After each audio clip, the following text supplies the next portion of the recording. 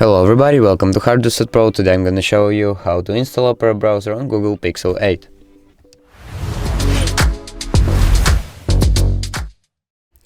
So basically, if you want to install an Opera browser, I'll show you how to do it.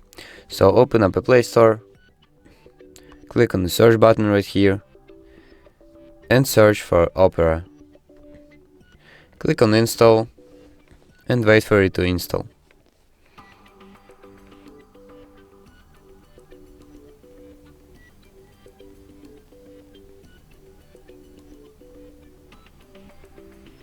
So done, click on open.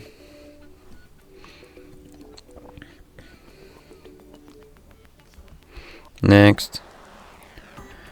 Skip.